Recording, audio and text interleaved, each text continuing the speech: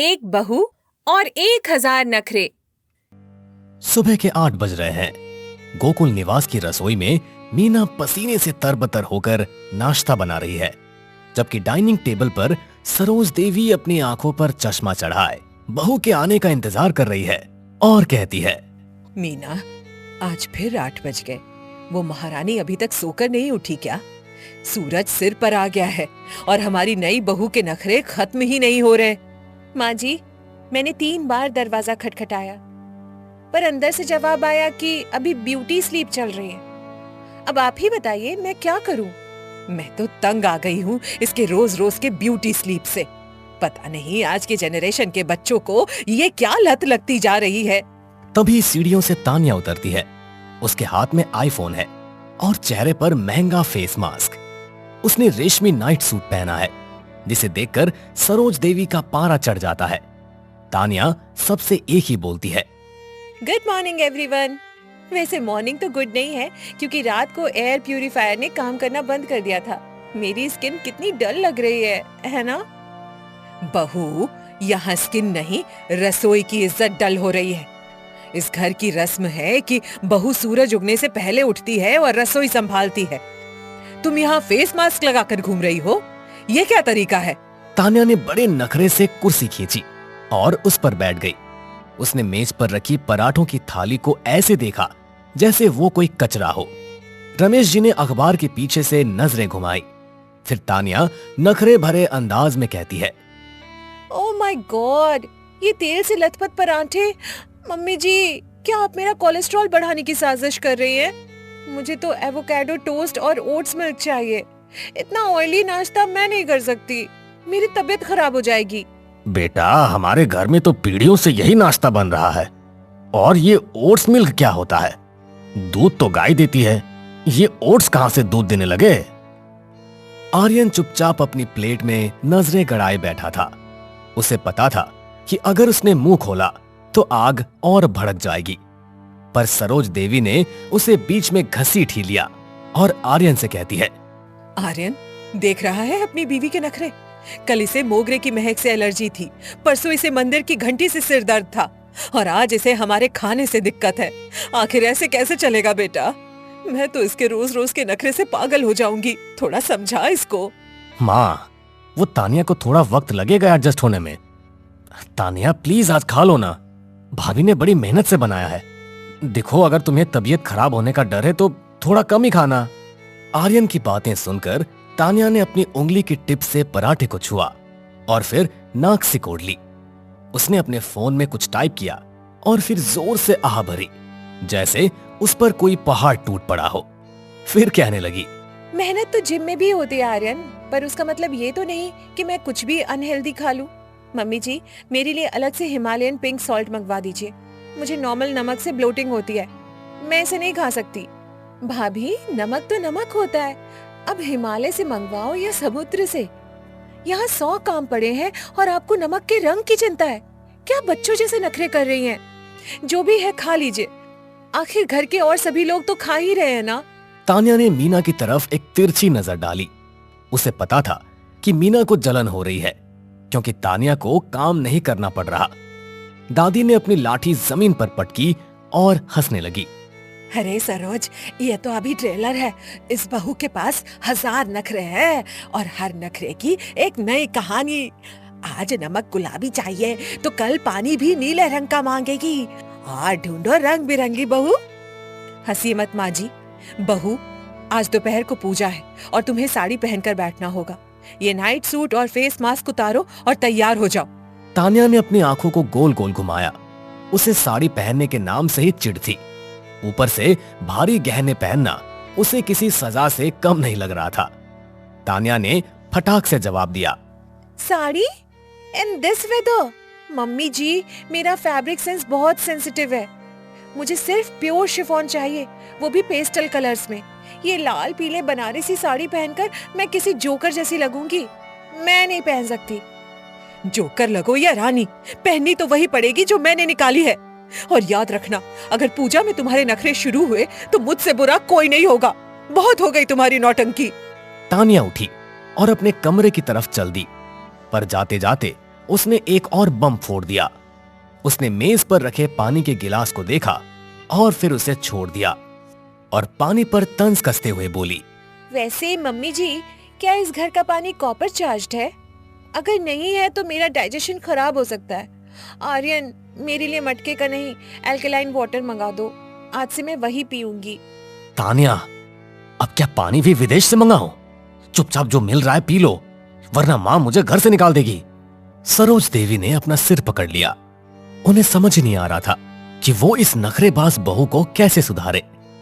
उधर रसोई में मीना बुदबुदा रही थी और तानिया अपने कमरे में जाकर अपनी सहेली को कॉल लगाने लगी और कॉल पर बात करते हुए कहती है, यार नेहा, ये घर है या कोई म्यूजियम? यहाँ तो लोग सांस भी पुराने जमाने के हिसाब से लेते हैं। मम्मी जी तो हिटलर की नानी है, हर चीज में डिसिप्लिन। मैं क्या करूं? मुझे कुछ समझ नहीं आ रहा। सुन रही हूँ मैं, जुबान बहुत चलती है तुम्हारी। काश कि तुम्हारा हाथ भी काम में इतना ही चलता। जल्दी तैयार होकर नीचे आओ। तानिया ने फोन रखा और आईने में खुद को देखा। उसने ठान लिया था कि वो सरोज देवी के अनुशासन को अपने नखरों से मात देकर रहेगी। गोकुल निवास की शांति अब पूरी तरह से खत्म हो चुकी थी। तानिया खुद से कहती है, देखते हैं मम्मी जी, आपकी जिद जीतती है या मेरे नखरे। आज की पूजा तो यादगार बनकर ही रहेगी। अभी क्या याद रखेंगी कि कैसी बहू से पाला पड़ा है। दोपहर के 12 बज चुके थे। पंडित जी आ गए थे और पूरा घर अगरबत्ती की खुशबू से महक रहा था। सरोज देवी ने सबको नीचे बुलाया, पर तानिया का कहीं पता ही नहीं था। आर्यन, अपनी बीवी को लेकर आ। पंडित जी मुहूर्त निकाल रहे हैं। अगर वो अब भी तैयार नहीं हुई है तो मैं खुद ऊपर जाकर उसे खींच के लाऊंगी। जल्दी जा। माँ, वो आ रही है, बस थोड़ा टचअप कर रही है। उसने कहा कि लाइटिंग के हिसाब से उसका मेकअप मैच नहीं कर रहा। तभी तानिया नीचे उतरी, पर उसे देखकर सबकी आंखें फटी की फटी रह गई। उसने साड़ी तो पहनी थी, पर उसके साथ उसने सनग्लासेस लगा रखे थे और हाथ में एक छोटा सा बिजली वाला पंखा ले रखा था। अरे, ये जजमान की पत्नी है या किसी फिल्म की शूटिंग से आई हीरोइन? अरे चश्मा उतारिए बहू, भगवान को तो कम से कम सीधा देखिए।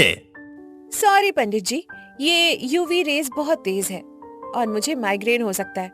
और मम्मी जी, इस पंखे के बिना मैं एक सेकंड नहीं बैठ सकती। मुझे गर्मी से एलर्जी है। सरोज देवी का चेहरा गुस्से से काला पड़ गया। उन्हें लगा कि उनके खानदान की नाक कट रही है। रमेश जी ने अपनी हंसी रोकने के लिए अखबार से अपना मुंह पूरी तरह ढक लिया। तान्या, ये तमाशा बंद करो और चुपचाप यहाँ बैठो। ये पंखा और चश्मा अभी इसी वक्त हटाओ, वरना मैं भूल जाऊंगी कि तुम इस घर की बहू हो। बहुत हो गया तुम्हारा नाटक। मम्मी जी, रूल्स तो रूल्स होते हैं, पर हेल्थ इज वेल्थ। अगर मैं बेहोश हो गई तो पूजा अधूरी रह जाएगी। फिर मत कहिएगा कि मैंने नखरे किए। मैं कह रही हूँ, जब मुझे दिक्कत है तो आप क्यों नहीं समझ रही हैं? दादी ने ताली बजाई और खिलखिलाकर हंसने लगी।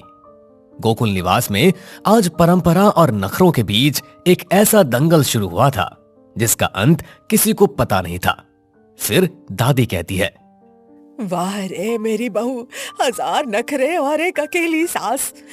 सरोज, आज तो तू हार गई।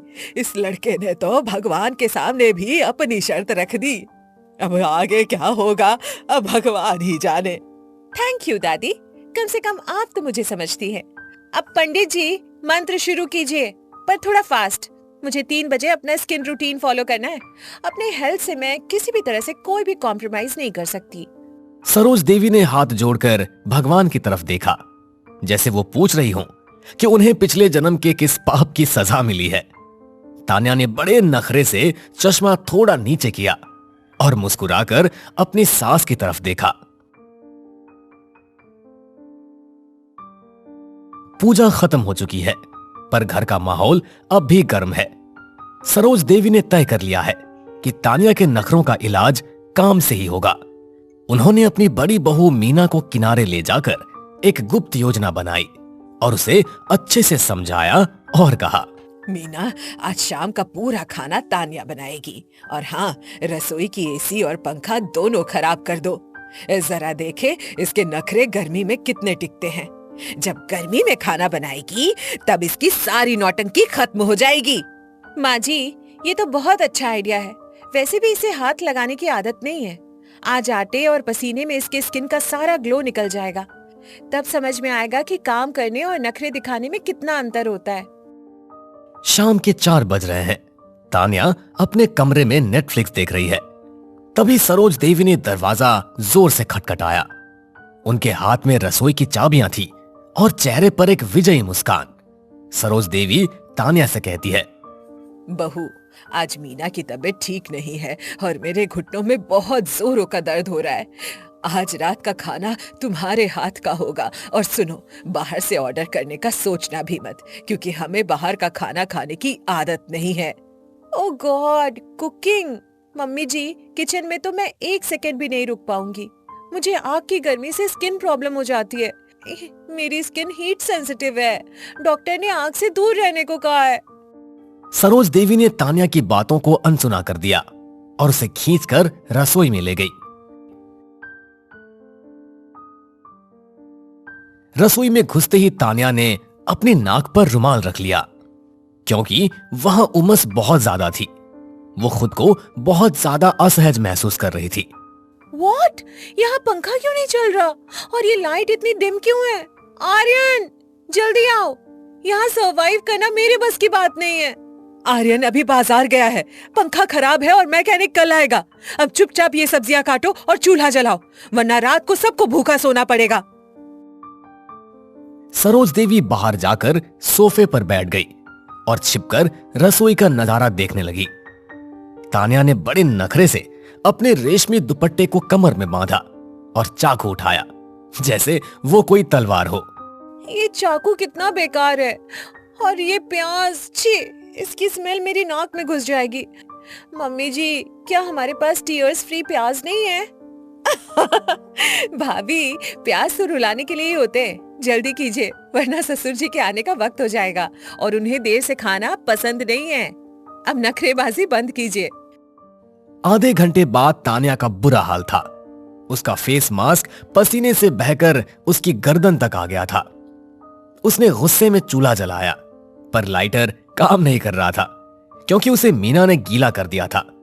तान्या परेशान होकर कहती है, हे भगवान, ये लाइटर भी डेड है। क्या इस घर में कुछ भी स्मार्ट नहीं है? मम्मी जी, मुझे माचिस से डर लगता है। इससे विस्फोट हो सकता है। मैं आग कैसे जलाऊं? कोई दिक्कत नहीं है बहू, डरो मत। माचिस जलाओ और रोटियां तवे पर डालो। और हाँ, याद रखना, रोटियां गोल होनी चाहिए, नक्शा नहीं बनाना है। तान्या ने जैसे तैसे आग जलाई और आटा गूंथना शुरू किया। उसने आटे के परत में अपनी उंगलियां डाली और उसे लगा जैसे वो किसी कीचड़ में फंस गई हो। उसके लंबे नाखून आटे से भर गए। तान्या झुंझला कर कहती है, आर्यन, देखो मेरा मैनिक्योर बर्बाद हो गया। मम्मी जी, ये आटा बहुत चिपचिपा है। क्या हम रेडीमेड रोटियां नहीं मंगवा सकते? तान्या, क्या हुआ? रसोई में इतना धुआं क्यों है? माँ, आपने इसे अकेले यहाँ क्यों छोड़ दिया? ये चाय भी नहीं बना पाती, फिर ये खाना कैसे बनाएगी? आर्यन को देखते ही तान्या ने रोने का नाटक शुरू कर दिया। उसने अपने आटे वाले हाथ आर्यन के सफेद शर्ट पर लगा दिए और उसके गले लग गई। सरोज देवी ये देखकर अपनी जगह से खड़ी हो गई। आर्यन, देखो मम्मी जी मुझसे लेबर वर्क करवा रही है। यहाँ पंखा भी नहीं है और ये प्यास मुझे टॉर्चर कर रही है। मेरी आईलैशेस झड़ने लगी है गर्मी से। Labour work? खाना बनाना कर्तव्य होता है बहू। और आर्यन, तू चुप रह। आज इसे खाना बनाना ही होगा। ये इसके नखरों का डिटॉक्स है। तू बीच में मत पड़। तान्या ने अचानक एक गहरी सांस ली और अपनी आंखें पोंछी। उसके दिमाग में एक नया नखरा आया। उसने गैस बंद की और बड़े स्टाइल से अपनी गीली जुल्फें पोंछ ली और कहती है, ओके मम्मी जी, अगर आप चाहती है कि मैं कुक करूं तो मैं करूंगी, पर मेरा एक प्रोफेशनल कॉन्ट्रैक्ट है। मुझे किचन में ब्लूटूथ स्पीकर्स और एर्गोनॉमिक चेयर चाहिए, वरना मेरा पोस्चर खराब हो जाएगा। अरे भाई, ये रसोई है या जिम? बहू, जो है उसी में बना लो। हम सबको भूख लगी है, अब और कितना इंतजार करवाओगी? पापा जी, बिना म्यूजिक के मेरे पॉजिटिव एनर्जी खाने में नहीं जाएगी, और अगर खाना नेगेटिव बना तो आप सबको फूड पॉइजनिंग हो सकती है। चॉइस आपकी है, जैसा कहें। दादी अपनी व्हील चेयर पर रसोई तक आई और तानिया के आटे वाले चेहरे को देखकर जोर से ठहाका लगाया। उन्हें तानिया के पलटवार में बड़ा मजा आ रहा था। दादी बोली, सरोज हार मान ले, तेरी बहू ने हेल्थ और हाइजीन का ऐसा खेला खेला है कि तू कुछ नहीं बोल पाएगी। चल बहू, तू बाहर जा, आज मैं सबको अपनी पसंद का पकौड़ा बनाकर खिलाऊंगी। नहीं माँ जी, आज तो ये बनाकर ही रहेगी। तान्या, जाओ और रोटियां बनाओ, वरना मैं तुम्हारा ये फोन 7 दिन के लिए जब्त कर लूंगी। तानिया का चेहरा उतर गया। फोन जब्त होने की बात सुनकर उसने तुरंत बेलन उठाया। उसने पहली रोटी बेली, ऑस्ट्रेलिया के नक्शे जैसी बनी थी। उसने उसे तवे पर डाला और जानबूझकर उसे जलने दिया। ओप्स, ये तो चारकोल फ्लेवर्ड रोटी बन गई। मम्मी जी, आजकल ये बहुत ट्रेंड में, बॉडी को डिटॉक्स करता है। आप पहली रोटी खाएंगी? आपको अच्छी लगेगी। ये रोटी है या कोयला? तान्या, तुम जानबूझकर ये सब कर रही हो। मीना, जरा चखो तो ये इसने क्या बनाया है। माँ जी, दाल में नमक की जगह इसने पिसी हुई चीनी डाल दी है। ये कह रही है इसे खट्टा मीठा गुजराती टच दे रही है। पूरा घर तानिया के इस कुकिंग एक्सपेरिमेंट से दहल गया। सरोज देवी समझ गई कि तानिया को काम सिखाना यानी अपने ही पैरों पर कुल्हाड़ी मारना है। तानिया ने बड़े नखरे से अपना हाथ धोया और लोशन लगाने लगी। सॉरी मम्मी जी, मेरी क्रिएटिविटी शायद आप लोगों के टेस्ट से मैच नहीं करती। अब मैं जा रही हूँ अपना फेस वॉश करने, बहुत टैनिंग हो गई है। ओह गॉड। जा, चली जा। मीना, तू ही बना खाना। इस लड़की के 1000 नखरे सहना आसान नहीं है, पर इसके हाथ का खाना खाना मौत को दावत देना है। तानिया मुस्कुराती हुई अपने कमरे की तरफ चली गई और आर्यन को आंख मार दी। आर्यन ने राहत की सांस ली। सरोज देवी रसोई की चौखट पर माथा पकड़कर बैठ गई, जबकि दादी और रमेश जी दबे पांव हंस रहे थे। गर्मी में जुगाड़ू बहू का खेत में ठंडा हरा भरा ससुराल। हाँ, आज तो कुछ ज्यादा ही काम कर लिया है। हाँ पिताजी, काम करके पूरा शरीर थक गया है। भैया, मुझे तो बहुत तेज भूख लग रही है। माँ, खाने के लिए कुछ तो बचा है क्या? अगर हो तो दे दो ना। रुक जा बेटा, घर में बहुओं से पूछती हूँ। चलो, इतना तो अच्छा हुआ कि गांव की मुश्किलों से हमें छुटकारा मिल गया। हाँ दीदी, लेकिन यहाँ पर भी हमें अभी बहुत सारी दिक्कतों का सामना करना पड़ सकता है ना, इसी वजह से मैं चिंतित हूँ। जो भी हो, अब तो यही रहना होगा। अरे बहू, सुबह का खाना बचा है क्या? बच्चों को भूख लगी, बेचारे काम करके थक के आए हैं, बेचारे बहुत थक गए हैं, उनको भूख लगी हुई है, खाना दे दो। हाँ माँ जी, खाना बचा तो हुआ है, जरा देखना सीता बर्तन में क्या बचा है। दीदी, इसमें तो थोड़ी सी दाल है और सब्जी बची हुई है, और रोटी तो ज्यादा बची है। हाँ, ये है खाना। कोई बात नहीं, जितना खाना बचा है उतना थाली में परोस दो, तेरे पापा जी भी खाएंगे तो 4 जनों के लिए थोड़ा थोड़ा खाना निकाल दे। ठीक है माँ जी, मैं अभी निकाल देती हूँ।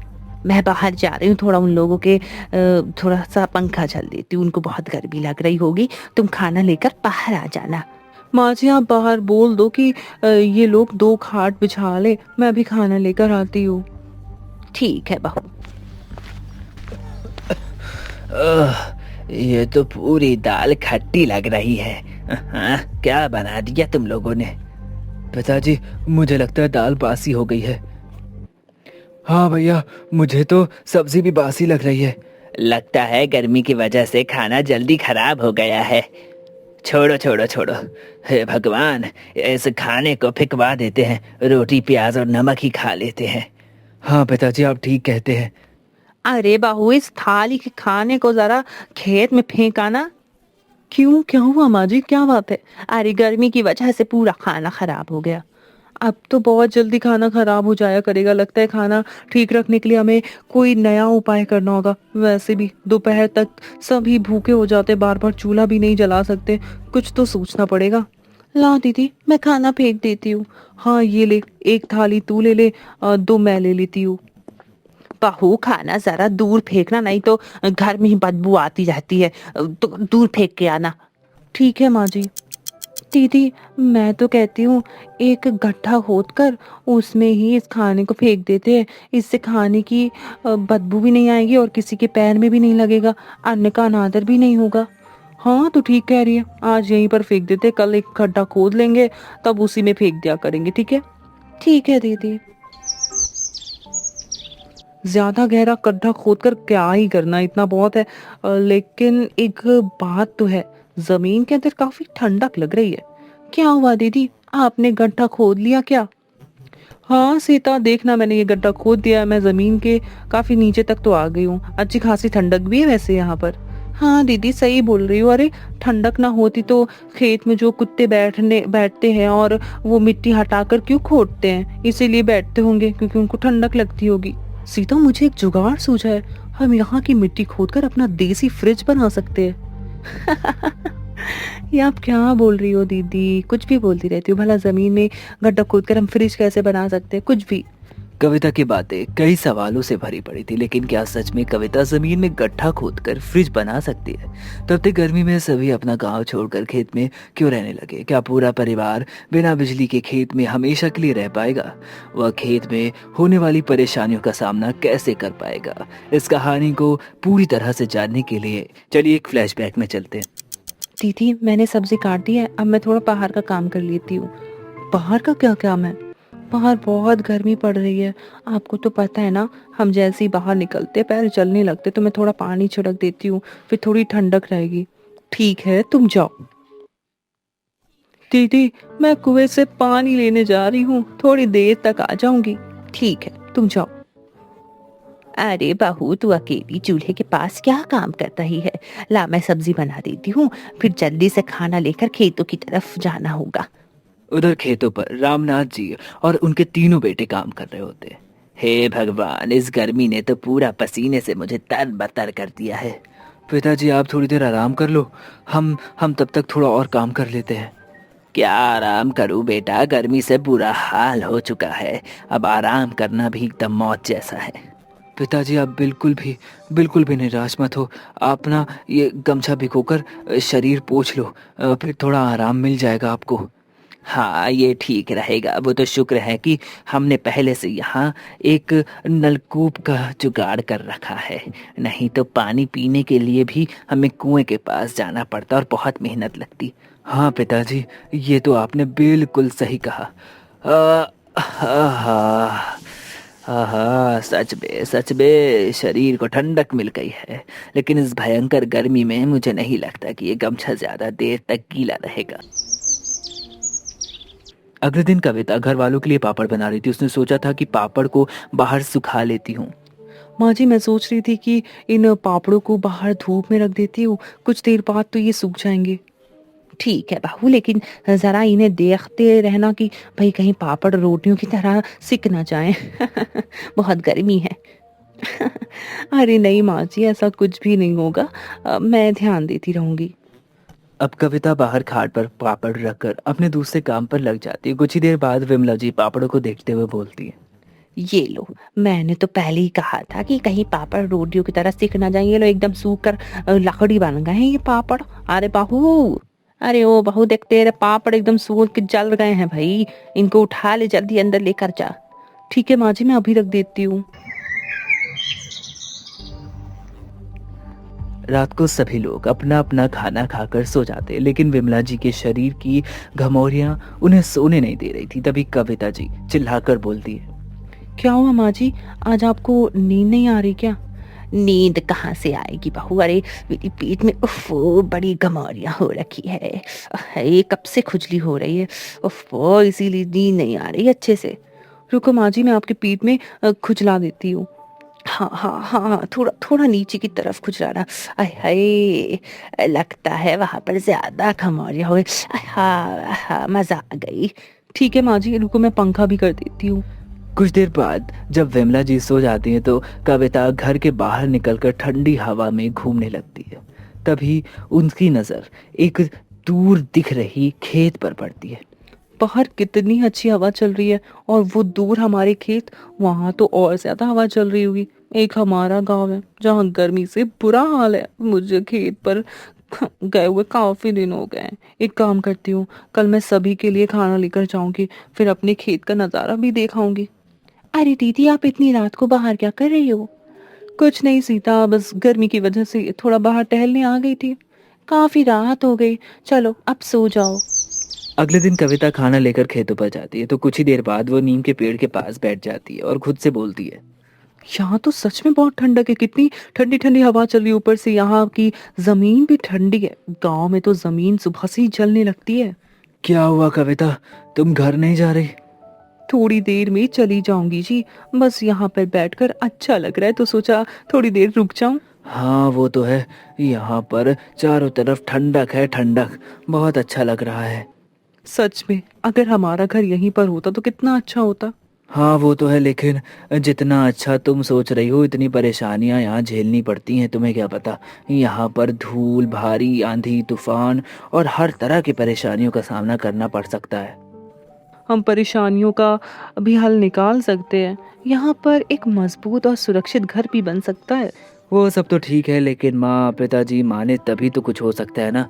आज जब हम सभी लोग रात में खाने में इकट्ठा होंगे ना, तो फिर तुम सबके सामने ये बात करके देखना। हाँ, मैं एक बार ये बात सभी को बोल दूंगी, एक बार सामने रख कर देखती हूँ क्या होता है। कुछ ही देर बाद कविता वहाँ से घर चली जाती है और शाम होते ही रात के खाने की तैयारी करने लगती है। सीता, आज भिंडी रखी तो है, तो आज भिंडी की सब्जी बना लेते हैं। ठीक है दीदी, मैं भिंडी काट देती हूँ, आप रोटी बना लो। वैसे दीदी, आज आपने जल्दी चूल्हा नहीं जला दिया? हाँ सीता, आज मुझे घर वालों से थोड़ा कुछ बात करनी है, उनके सामने एक बात रखनी है। कैसी बात दीदी? जब हम सभी बात करेंगे तो तुम खुद ही जान जाओगी। बस इतना जान लो कि कोई खास बात है। फिर तो ठीक है दीदी, मैं भी जल्दी जल्दी खाना बनवा देती हूँ। पूजा से भी साथ में काम करवा लेते हैं, फिर सब कुछ जल्दी जल्दी हो जाएगा। हाँ दीदी, मैं आ गई हूँ, बताओ भाई क्या करना है, जल्दी जल्दी बताओ, मैं कर देती हूँ। तुम एक काम करो, दाल चावल बना लो। दीदी रोटी बना रही हैं, मैं कुछ देर में सब्जी बना दूंगी। हाँ ठीक है दीदी, मैं बना देती हूँ। कुछ ही देर बाद घर के सभी लोग खाना खाकर इकट्ठा होते हैं, तब कविता अपनी बात रखती है। माँ जी, मैं सोच रही थी अगर हम यहाँ ना रहकर अपने खेत वाली ज़मीन पर रहें तो कैसा होगा? बाहू, ये तो क्या बोल रही, खेत वाली ज़मीन कोई रहने की जगह है? अरे वहाँ पर तो सिर्फ खेती होती है, खेती भाई, हम वहाँ पे कैसे रह सकते हैं? हैं? हाँ माँ जी, लेकिन जिस तरह यहाँ पर गर्मी पड़ रही है, यहाँ तो हम लोगों का बुरा हाल है। दिक्कत तो है, इस गांव में चारों तरफ गर्मी का असर दिखने लगा है। बहू, खेत में रहना आसान नहीं होगा।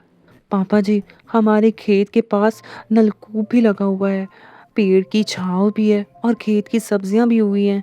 बस इस तरह का एक घर की कमी है। अगर वहाँ पर हम एक मजबूत घर बना ले तो वहाँ पर भी हम सुरक्षित तरीके से रह सकते हैं। नहीं बहू, बस, अरे गर्मियों की बात है, फिर सब ठीक हो जाएगा। चलो अब सभी लोग सो जाओ, सुबह फिर से अपने अपने कामों पर लगना है। अगले दिन नींद पूरी ना होने के कारण रामनाथ जी को उल्टियाँ होने लगती है। तभी रामू, अरे पिताजी, इतनी रात को आपको क्या हो गया? पता नहीं बेटा, अचानक से ही उल्टी उल्टी होने लगी है। लगता है रात की नींद पूरी ना होने की वजह से मुझे मुझे अपाचन हो गया है। वो तो है पिताजी, हमारा घर भी छोटा है, एक घर में सभी लोग सोते, ऊपर से इतनी गर्मी बढ़ती ही जा रही है, बढ़ती जा रही है। मुझे कल बहू वाली बात याद आ रही है। अगर हम खेत में बड़ा घर बना कर रहें तो हमारी दिक्कतें थोड़ी बहुत तो ज़रूर कम हो जाएंगी। हाँ वो तो है पिताजी, लेकिन अब किसी को खेत में रहना ठीक नहीं लगता, तो फिर कविता की बातें सोचकर क्या ही फ़ायदा। बेटा, अब तो मैं बहू के फैसले से सहमत हूँ, हमें खेत पर रहकर गर्मी काट लेनी चाहिए। रामनाथ के मानने के बाद पूरा घर खेत की तरफ रवाना हो जाता है और वहाँ जाने के लिए तैयारियां शुरू कर देता है। अगले दिन सुबह ही घर के सभी लोग घर का छोटा मोटा बड़ा सामान सभी सोच लेकर खेत की तरफ बढ़ने लगते हैं।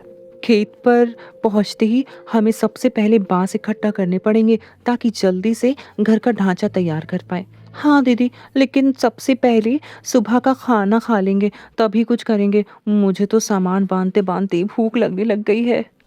ठीक है दीदी, आराम करने के बाद हम सभी मिलकर घर के बारे में सोचेंगे।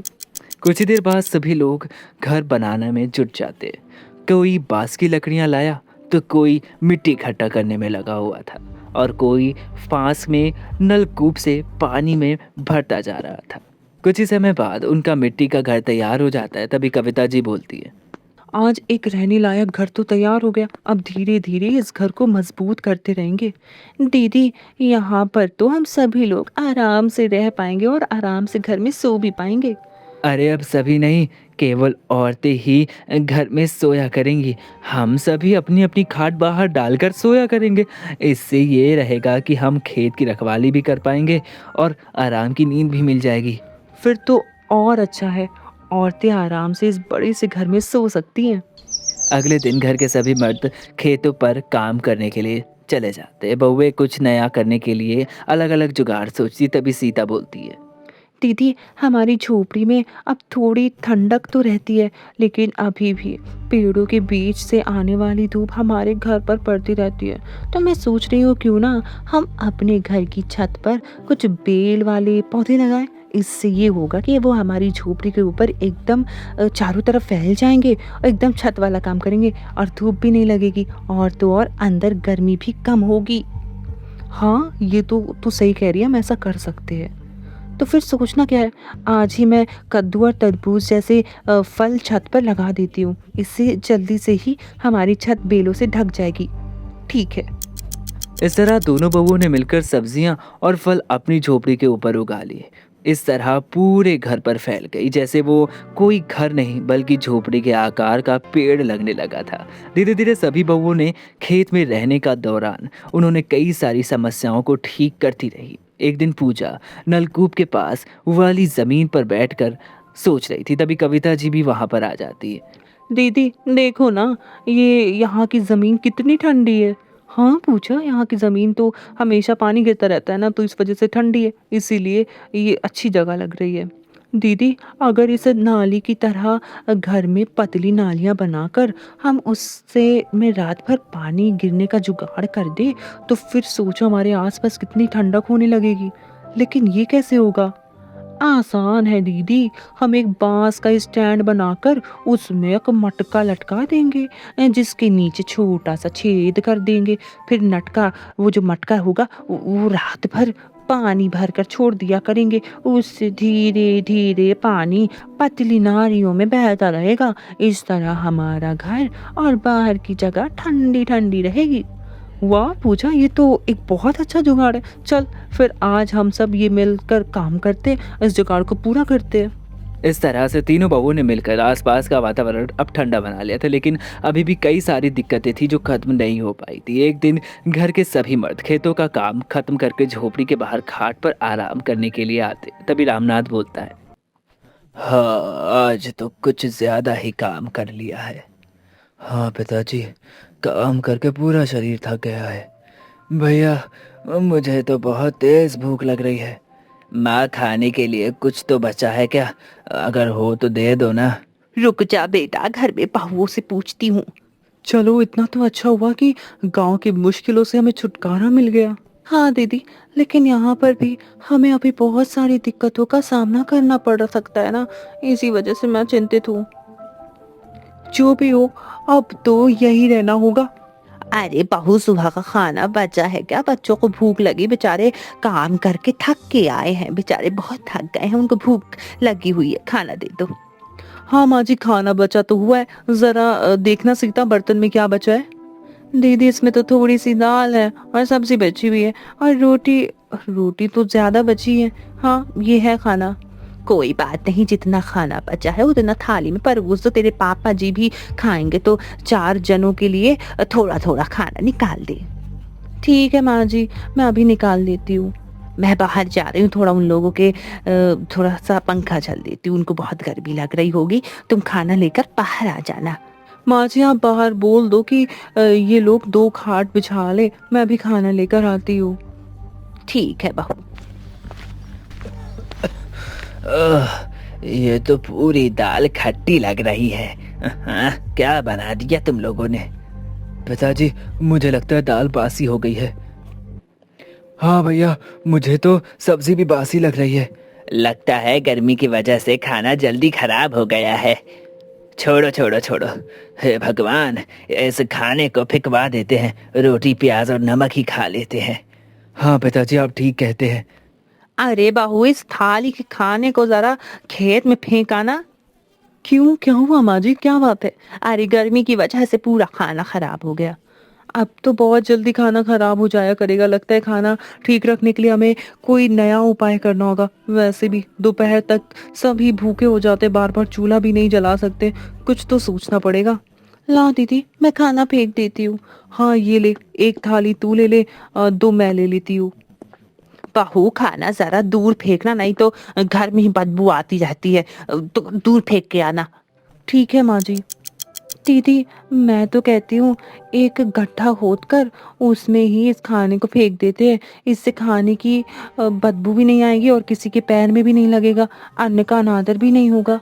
हाँ तो ठीक कह रही है, आज यहीं पर फेंक देते, कल एक गड्ढा खोद लेंगे, तब उसी में फेंक दिया करेंगे। ठीक है? ठीक है दीदी। ज्यादा गहरा गड्ढा खोदकर क्या ही करना, इतना बहुत है। लेकिन एक बात तो है, जमीन के अंदर काफी ठंडक लग रही है। क्या हुआ दीदी, आपने गड्ढा खोद लिया क्या? हाँ सीता, देखना मैंने ये गड्ढा खोद दिया है। मैं जमीन के काफी नीचे तक तो आ गई हूँ। अच्छी खासी ठंडक भी है वैसे यहाँ पर। हाँ दीदी, सही बोल रही हो। अरे ठंडक ना होती तो खेत में जो कुत्ते बैठते हैं और वो मिट्टी हटाकर क्यों खोदते हैं? इसीलिए बैठते होंगे क्योंकि उनको ठंडक लगती होगी। सीता, मुझे एक जुगाड़ सूझा है। हम यहाँ की मिट्टी खोदकर अपना देसी फ्रिज बना सकते हैं। ये आप क्या बोल रही हो दीदी? कुछ भी बोलती रहती हो। भला जमीन में गड्ढा खोदकर हम फ्रिज कैसे बना सकते हैं? कुछ भी। अरे सीता, मैं मजाक नहीं कर रही हूँ, मैं सच बोल रही हूँ। देख, मैं बताती हूँ। गड्ढे के अंदर जमीन ठंडी होती है। अगर हम किसी छोटे से मटके के अंदर दाल सब्जी रखकर उसे कपड़े से बांधकर गड्ढे के अंदर रख दे, तो मुझे लगता है कि हमारा खाना जल्दी खराब नहीं होगा। अगर ये जुगाड़ खाने को बेकार होने से बचा सकता है तो बहुत ज्यादा अच्छा हो जाएगा। और हुआ ना फिर हमारा जुगाड़ू फ्रिज।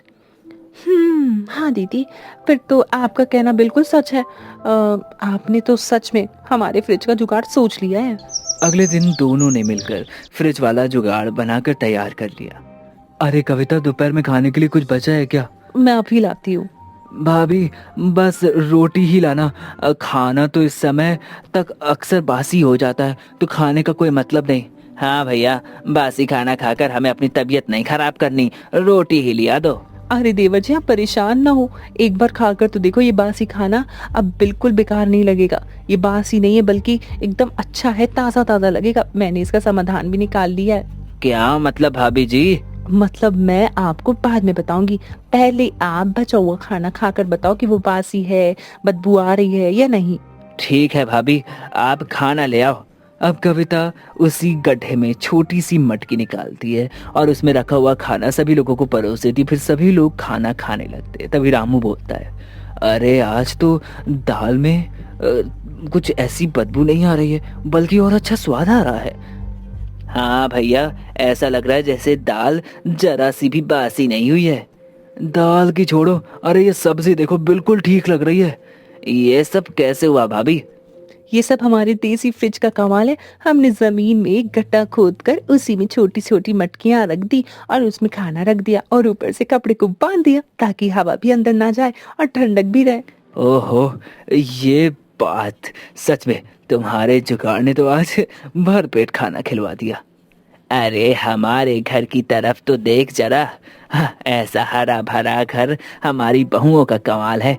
आज हम सब ये सब बड़ी बहू की वजह से देख पा रहे हैं। अगर अगर हम आज तक गांव में रहते तो न जाने किसकी किसकी तबीयत खराब हो जाती। हाँ, ये बात तो है। अब यहाँ पर रहकर धीरे धीरे हमारी सारी परेशानियां खत्म हो चुकी है। अगर नहीं भी हुई होगी तो उसके लिए हमारी 3 जुगाड़ू बहुएं हैं ना। बिल्कुल ठीक कहा। इस तरह पूरा परिवार गांव की गर्मी को छोड़कर ठंडे और हरे भरे खेत में रहने लगा। समय के साथ उनको सारी तरीके और सारी चीजें समझ में आने लगती। जीवन को पूरी तरह से वो आसान बना चुके थे और आखिरकार वो खेत के बगल में रहने लगे। हर बात पर तमाशा खड़ा करने वाला ससुराल। आरती, ये चाय तुमने बनाई है ना? इतनी फीकी क्यों है? कोई स्वाद ही नहीं आ रहा। घर में काम करते वक्त ध्यान कहाँ रहता है तुम्हारा? माँ जी, मैंने ठीक से ही तो बनाई थी। अगर चीनी कम है तो अभी डाल देती हूँ। इतनी सी बात पर आप नाराज मत होइए। चाय की एक चुस्की ने फिर से माहौल गर्म कर दिया। और ये कोई पहली बार नहीं था और शायद आखिरी भी नहीं। इस घर में एक छोटी सी गलती को भी बड़ी बना दी जाती थी। आरती की बातें सुनकर सीमा कहती है, माँ जी ठीक कह रही हैं आरती, काम में थोड़ा और ध्यान रखना चाहिए। अगर ऐसे ही रसोई बनाने की तुम्हारी आदत रही तो किसी दिन मेहमान आएंगे तो क्या कहेंगे? दीदी, रोज रोज सुनकर अच्छा नहीं लगता। मैं सीख रही हूँ, पर हर बात सबके सामने मत कहिए। थोड़ा प्यार से भी समझाया जा सकता है। सीमा को लगा जैसे उसकी बात काट दी गई हो। उसे याद आया जब वो नई नई आई थी तब उसने कुछ नहीं कहा था, पर समय बदल गया था और बहुएं भी। अरे सुबह सुबह फिर क्या शुरू हो गया? चाय में चीनी कम है तो डाल दो ना। इतना बड़ा मुद्दा बनाने की क्या जरूरत है? तुम्हें तो सब मजाक ही लगता है। घर की इज्जत ऐसे नहीं बनती। छोटी छोटी लापरवाही से आदत बिगड़ती है। विमला देवी को लगता था कि सख्ती से ही केवल घर को संभाला जा सकता है। उन्हें डर था कि ढील देने से सब हाथ से निकल जाएगा, पर सख्ती कब ताने में बदल जाती है ये उन्हें भी पता नहीं चलता था। भाभी, आप हर बात दिल पर क्यों ले लेती हो? माँ तो बस सिखा रही है। इतना सोचने की क्या बात है? दिल पर ना लूं तो और क्या करूं? हर बार सबके सामने बोलना अच्छा लगता है क्या? कभी अकेले में भी समझाया जा सकता है। आरती की आवाज धीमी थी, पर उसके शब्द साफ थे। उसे गलती से ज्यादा अपमान चुभता था। हर बार उसे लगता था जैसे उसे कटघरे में खड़ा कर दिया गया हो और वो कोई बहुत बड़ी गुनहगार हो। अरे बस करो अब, रोज यही सब क्यों होता है?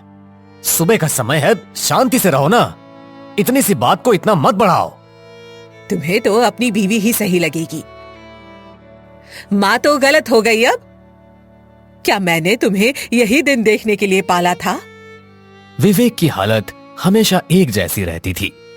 वो मां को दुखी नहीं देख सकता था और पत्नी को रोते भी नहीं, पर उसकी चुप्पी अक्सर आग में घी का काम करती थी। वो ना बोलकर भी दोषी हो जाता था।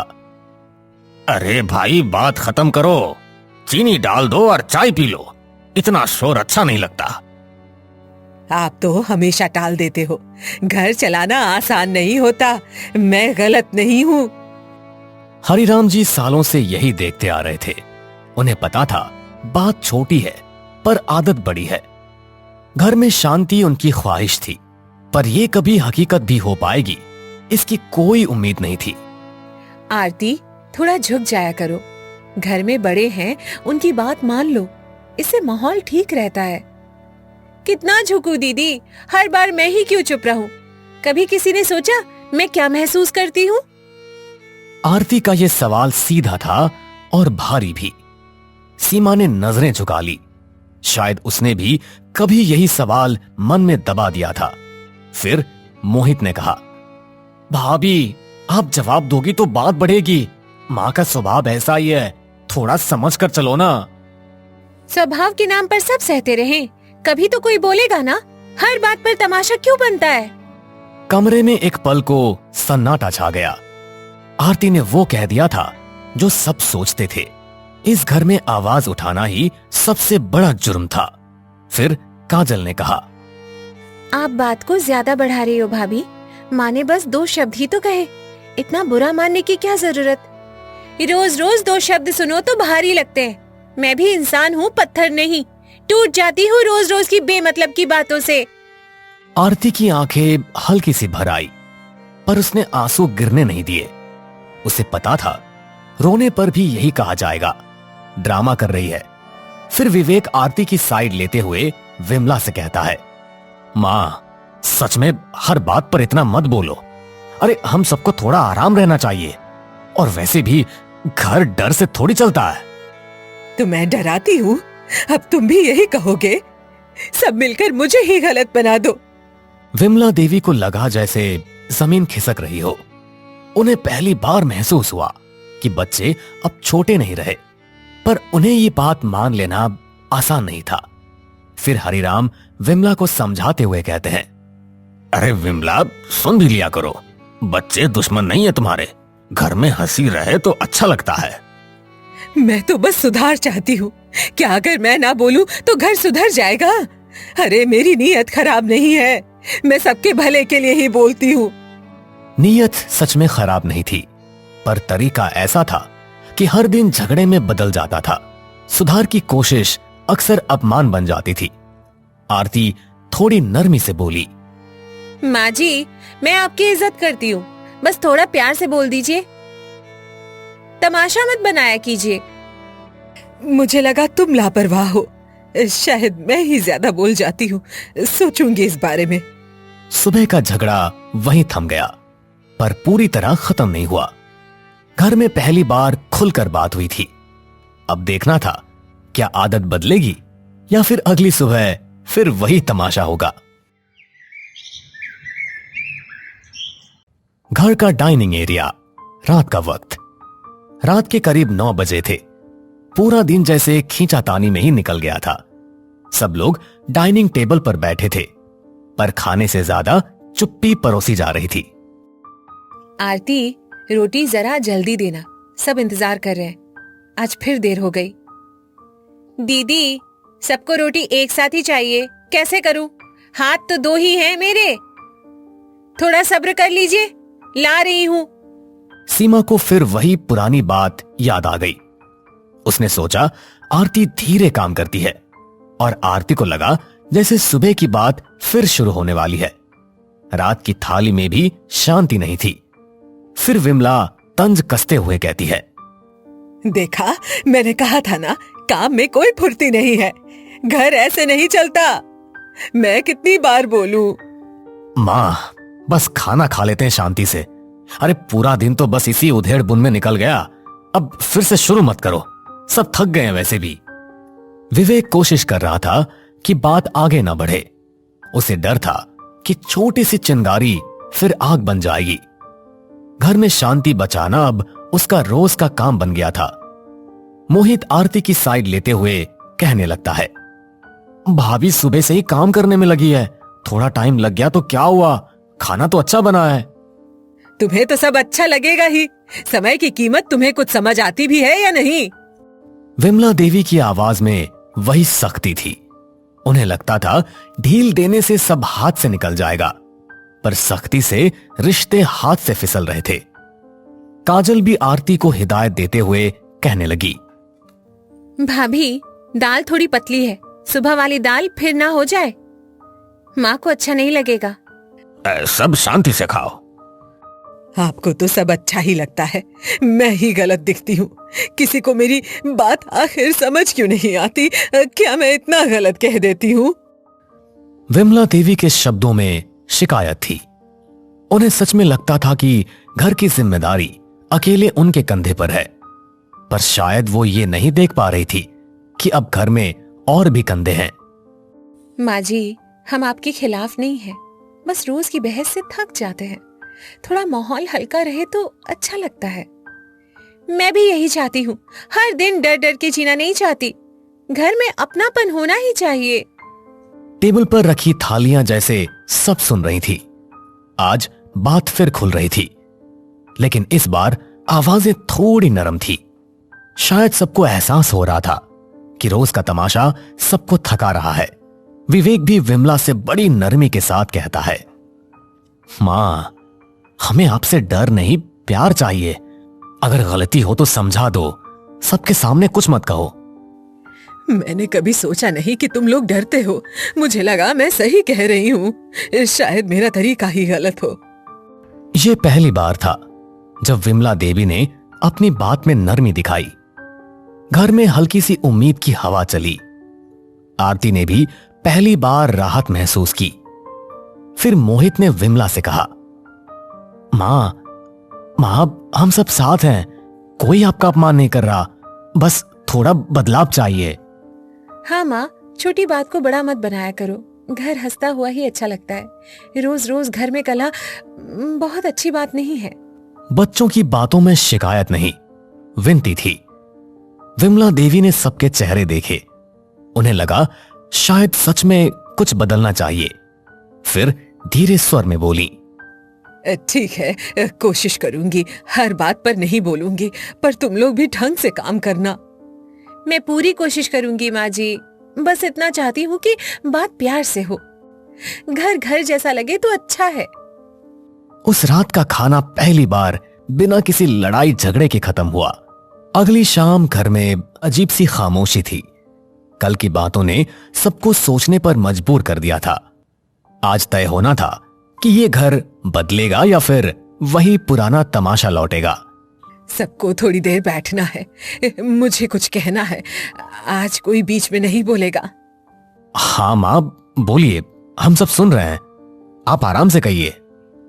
विमला देवी के हाथ में चाय का कप था, पर आवाज में हल्की घबराहट थी। पहली बार वो शिकायत नहीं, सफाई देने जा रही थी। घर की हवा भारी थी। मुझे लगता था सख्ती से घर संभलता है, मैंने यही सीखा था अपनी सास से, पर शायद अब समय बदल गया है। समय बदलता है तो तरीके भी बदलते हैं, और घर कभी भी डर से नहीं, समझ से चलता है। हम सबको ये बात सीखना चाहिए। हरिराम जी की आवाज में ठहराव था। वो हमेशा चुप रहते थे, पर आज उनकी बात सीधी दिल में उतर रही थी। विमला देवी ने पहली बार उनकी तरफ देखा, बिना तकरार के। तभी सीमा भी बोल पड़ी, माँ जी, पापा ठीक कह रहे हैं, समय के साथ साथ बदलाव बहुत जरूरी है। हर समय एक जैसा नहीं होता। मुझसे गलती हो सकती है, पर हर बार सबके सामने आपका मुझे डांटना बिल्कुल भी अच्छा नहीं लगता है। दोनों बहुओं की आवाज में शिकायत कम, दर्द ज्यादा था। ये वही दर्द था जो सालों से जमा हो रहा था। आज वो शब्द बनकर बाहर आ गया था। मोहित भी अपनी राय रखते हुए कहता है, मां, घर में बात छोटी होती है, पर जब आप ऊंची आवाज में बोलती है तो बात बड़ी हो जाती है, और इसीलिए सब डर जाते हैं। मैं भी कई बार बिना सोचे बोल देती हूँ। शायद मुझे भी अपनी आदत सुधारनी चाहिए, ऐसा नहीं बोलना चाहिए। काजल ने सिर झुका लिया। उसे एहसास हो रहा था कि उसकी छोटी छोटी बातों ने आग को हवा दी थी। घर का हर सदस्य कहीं ना कहीं जिम्मेदार था। फिर विवेक कहता है, मां, मैं भी चुप रहता था, सोचता था कि आप संभाल लेंगे, पर मेरी चुप्पी ने भी बात को और बढ़ा दिया। बेटा, चुप रहना भी गलती होती है। घर सबका होता है जो भी घर में रहता है, और इसीलिए जिम्मेदारी भी सबकी होनी चाहिए। विवेक ने पहली बार खुलकर अपनी बात कही। हरिराम जी ने उसे देखकर हल्की मुस्कान दी। शायद आज बेटे ने सच में घर का बोझ उठाया था।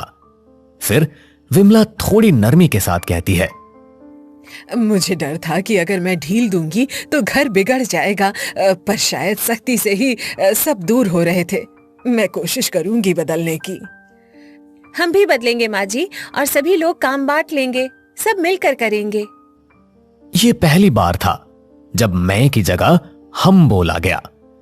घर की दीवारों ने भी जैसे राहत की सांस ली। छोटी सी बात पर असर बड़ा था। फिर सीमा आगे आकर बोलती है, चलो एक नियम बनाते हैं, कोई भी बात हो सबके सामने नहीं कहेंगे, अकेले में समझाएंगे। और छोटी बात को बड़ा नहीं बनाएंगे, न थाली बजेगी न तमाशा होगा, बस बात होगी। सबके चेहरों पर हल्की मुस्कान आ गई। थाली का जिक्र होते ही सबको पिछले झगड़े याद आ गए। अब वो आवाज बंद करने का फैसला हो चुका था। काजल भी अपनी सहमति जताती है और कहती है, मैं भी कोशिश करूंगी कम बोलने की, पहले सोचूंगी फिर बोलूंगी, घर में शांति अच्छी लगती है। और मैं भी चुप नहीं रहूंगा, जहां कहीं भी गलत होगा मैं वही रोक दूंगा। ये वही घर था जहां हर बात पर तमाशा खड़ा होता था। आज वही घर खुद को समझा रहा था। बदलाव आसान नहीं था, पर शुरुआत हो चुकी थी। आज से एक नई शुरुआत, हर बात पर शोर नहीं होगा, घर को घर रहने देंगे। बस यही चाहिए था। अब सभी लोग खाना साथ में हंसकर खाएंगे, किसी से डर कर नहीं। उस रात पहली बार टीवी की आवाज झगड़े से ऊंची थी। हंसी की हल्की गूंज पूरे घर में फैल गई। तमाशे वाला ससुराल धीरे धीरे परिवार बन रहा था।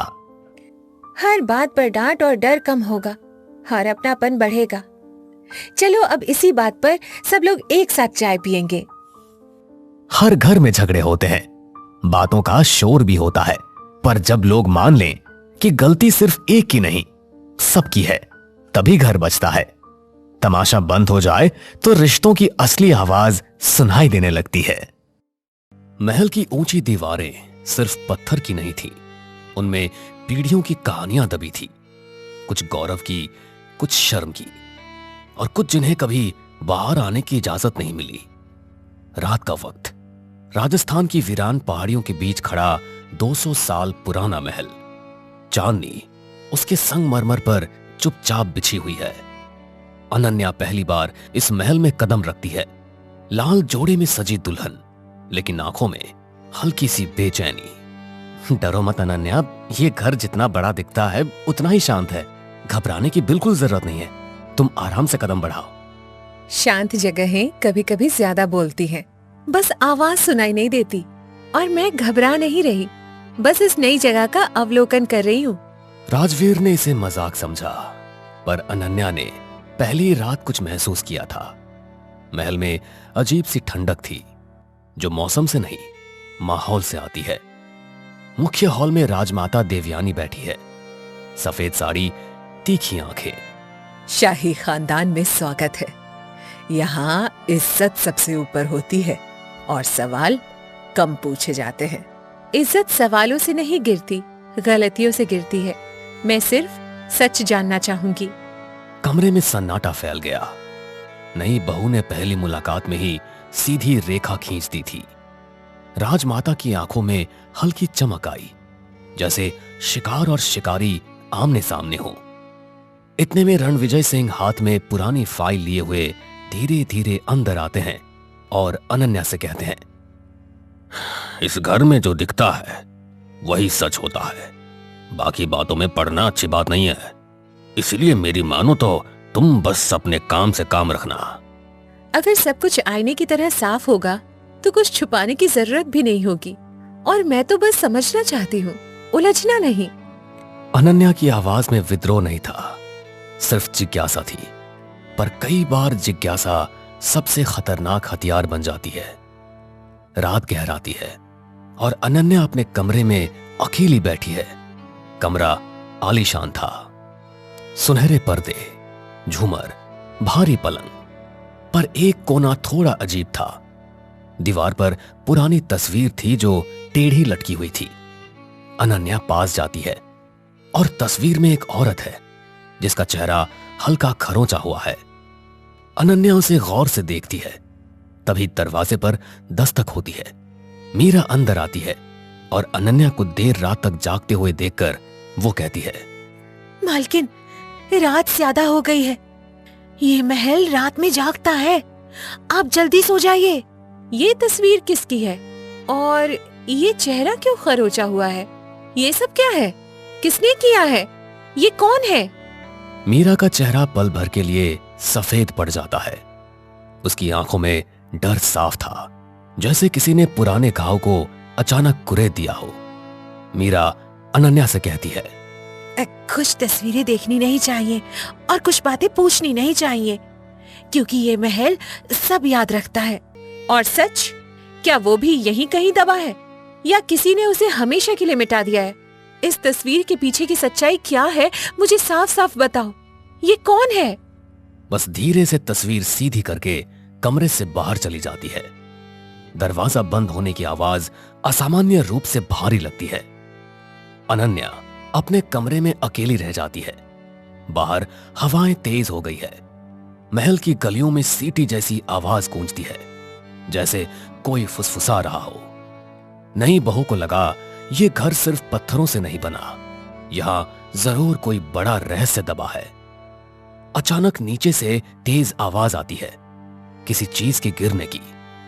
अनन्या बाहर निकलती है। लंबा अंधेरा गलियारा और दीवारों पर पूर्वजों की तस्वीर लगी हुई है। नीचे हॉल में राजमाता और रणविजय खड़े हैं। एक पुराना संदूक खुला हुआ है। राजमाता कहती है, ये फाइल यहाँ कैसे आई? मैंने इसे बंद करवाया था। किसने छुआ इसे? घर में नया कोई आया है और नई आंखें ज्यादा देखती है। अनन्या सीढ़ियों से उतर के वहां आती है। संदूक के अंदर पुराने अखबार और एक तस्वीर झलकती है, उसी औरत की जिसका चेहरा खरोंचा गया था। अनन्या उस तस्वीर को देखते ही कहती है, शायद सच खुद बाहर आना चाहता है। कितने सालों से इसे दबा कर रखा है। किसका नाम मिटाया गया है? मुझे तो लगता है कि इस महल की दीवारें जितनी ऊंची हैं और किसी बड़े रहस्य की साजिश की शिकार हैं। सच क्या है, बताइए मुझे। अनन्या, तुम्हारी जुबान बहुत चल रही है। इसके लिए अभी ये सही समय नहीं है। कुछ बातें बाद में समझ आती है। तुम जाओ यहां से। रणविजय की आवाज में घबराहट थी, जैसे वो कुछ जानता हो पर बोलने की हिम्मत नहीं कर पा रहा। अनन्या की बातों में कई सारे सवाल थे जो राजवीर और राजमाता की उलझनें बढ़ाने के लिए काफी थे। इस घर की इज्जत दांव पर है। पुरानी बातों को उठाना अच्छा नहीं होगा। वैसे भी तुम अभी नई नई इस घर में आई हो। तुम्हें इतना कुछ जानने की अभी कोई आवश्यकता नहीं। तुम अपने कमरे में जाओ। इज्जत सच से बनती है माँ जी, झूठ से नहीं। और अगर कुछ गलत हुआ है तो उसे छुपाने की क्या आवश्यकता है? जब सच सामने आएगा तभी तो उसका कुछ हल निकाला जा सकता है। अनन्या की बातों में निडरता थी। कमरे की हवा भारी हो गई। संदूक खुला हुआ था, फाइल आधी बाहर और सच बस एक कदम दूर। महल की दीवारें गूंज उठी, जैसे बरसों बाद किसी ने उनसे जवाब मांगा हो। तस्वीर का वो खरोंचा हुआ चेहरा सामने था। उसकी आंखें अब भी जैसे देख रही हों। शाही खानदान की चमक के पीछे एक साया खड़ा था और उस साये का नाम अभी किसी ने नहीं लिया था। महल की रातें लंबी होती है और लंबी रातों में सच अक्सर करवट बदलता है। संदूक बंद कर दिया गया था, पर सवाल अब खुल चुके थे। सुबह की हल्की धूप संगमरमर पर फैल रही है, पर महल के भीतर ठंडक वैसी ही है। अनन्या बालकनी में खड़ी है। राजवीर भी उसके बगल में खड़ा है। नीचे आंगन में राजमाता पूजा कर रही है। राजवीर अनन्या से कहता है, तुमने कल जो किया वो इस घर में कोई नहीं करता। अरे तुम्हें क्या जरूरत थी बीती बातों को उभारने की? कुछ बातें बस दबी रहने दी जाती है। दबी हुई चीजें सड़ने लगती हैं, फिर बदबू पूरे घर में फैलती है। मैं तो बस साफ हवा चलाने की कोशिश कर रही हूँ। राजवीर की आंखों में संघर्ष था। वो पत्नी का साथ देना चाहता था, पर खानदान की दीवारें उसके कंधों पर बोझ बनकर टिकी हुई थी। नीचे हॉल में रणविजय अखबार पढ़ रहे हैं, पर पन्ने पलट नहीं रहे। राजवीर, समझाओ अपनी पत्नी को, ये घर कोई अदालत नहीं है। पुराने मामलों को छेड़ना खतरनाक होता है। खतरनाक सच नहीं होता पापा, खतरनाक उसे छुपाना होता है। शायद बात साफ कर देना ही बेहतर हो। यह पहली बार था जब राजवीर ने पिता की आंखों में आंख डालकर जवाब दिया। महल की हवा हल्की सी बदल गई, जैसे किसी ने खिड़की खोल दी हो। अनन्या सीधे मीरा के कमरे की ओर जाती है। कमरा छोटा है, पर सलीके से सजा हुआ है। आप जानती हैं वो औरत कौन थी? तस्वीर में जो चेहरा खरोचा गया, कृपया सच बताइए। मैं चुप नहीं रहूंगी। मालकिन, सच भारी होता है, उठाने की ताकत होनी चाहिए। वो तस्वीर राजवीर की बड़ी बुआ की है। कमरे में सन्नाटा पसर गया। राजवीर की बड़ी बुआ, जिसका नाम कभी इस घर में नहीं लिया गया, जैसे वो कभी थी ही नहीं। उनका नाम क्यों मिटाया गया? चेहरा क्यों खरोचा? क्या उन्होंने कोई अपराध किया था, या उनका अपराध सिर्फ सच बोलना था? उन्होंने शादी से मना कर दिया था। वो किसी और से प्यार करती थी, खानदान की इज्जत के खिलाफ गई और फिर एक रात गायब हो गई। ये शब्द पत्थर की तरह गिरा। महल की दीवारें जैसे कांप उठी। इतिहास ने अपना पहला पन्ना खोला था। अनन्या की सांसें तेज हो जाती है। गायब? मतलब उन्हें ढूंढा नहीं गया या ढूंढने की कोशिश ही नहीं हुई? खोज का नाटक हुआ था, पर असल में राजमाता ने उनका नाम लेना बंद कर दिया और धीरे धीरे सबने भूलना सीख लिया। भूलना आसान नहीं होता, पर जब सत्ता तय करती है तो यादें भी डर जाती है। महल की नींव में शायद एक चीख दबी थी। उसी वक्त दरवाजा खुलता है। राजमाता खड़ी है। मीरा, तुम्हें काम पर ध्यान देना चाहिए। पुरानी बातें दोहराने से कोई वापस नहीं आता। पर सच्चाई वापस आ सकती है, और अगर वो जिंदा हो तो? क्या आपने कभी सोचा?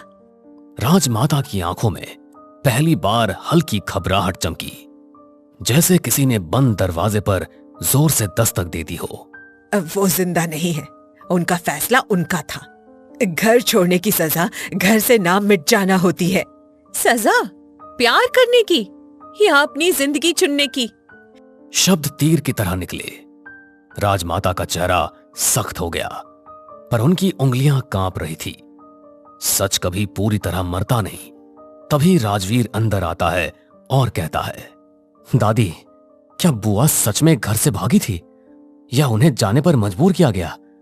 सच क्या है, बताइए। बस, इस घर में मेरी बात अंतिम है। कुछ सच घर तोड़ देते हैं और कुछ झूठ घर को अंदर से खोखला कर देते हैं। राजमाता की तेज तर्रार बातों से राजवीर ने यह महसूस किया कि उसकी चुप्पी अब टूटने लगी थी। इतने में रणविजय भी कमरे में आ जाते हैं और कहते हैं, सच इतना सरल नहीं है। उस रात एक हादसा हुआ था। झगड़ा काफी ज्यादा बढ़ गया था और वो सीढ़ियों से नीचे गिर गई थी। तो ये बात आज तक छुपाई क्यों? इसे हादसा क्यों नहीं बताया और नाम क्यों मिटाया? अनन्या के ताबड़तोड़ सवालों से कमरा भारी हो गया था। आज पहली बार आधा सच सामने था, पर आधा सच अक्सर पूरे झूठ से ज्यादा खतरनाक होता है। रणविजय जवाब देते हुए कहते हैं, वो गिरने से पहले चिल्ला रही थी और कह रही थी कि वो पुलिस के पास जाएगी और मेरे इस खानदान की सच्चाई उजागर करेंगी। और फिर क्या हो गया? हादसा। इसमें किसी की कोई गलती नहीं है। अनन्या की रूह कांप उठी। यह सिर्फ इज्जत की कहानी नहीं थी, यह सत्ता, डर और चुप्पी की कहानी थी, और शायद अपराध की भी। राजवीर पीछे हट जाता है और फिर कहता है, मतलब हम सालों से झूठ जी रहे थे और बुआ का नाम लेकर इसलिए मिटाया ताकि सवाल खत्म हो जाए। ये तो बहुत बड़ी साजिश लग रही है। भला अपनी ही बेटी के साथ कोई ऐसे कैसे कर सकता है? मैंने इस घर को बचाया है, क्योंकि अगर सच बाहर आ जाता तो सब खत्म हो जाता। महल की दीवारों पर दरारें साफ दिखने लगी थी। राजमाता की मजबूती पहली बार कमजोर हुई और अनन्या ने महसूस किया, सिर्फ अपराध नहीं होता, कभी कभी डर से लिया गया फैसला भी होता है। अब तो ऐसा लग रहा था जैसे सच खुद साफ होने लगा हो। शाही खानदान की नींव हिल चुकी थी। अब फैसला होना था, सच बाहर आएगा या एक और नाम मिटा दिया जाएगा। रात फिर से उतर आई थी।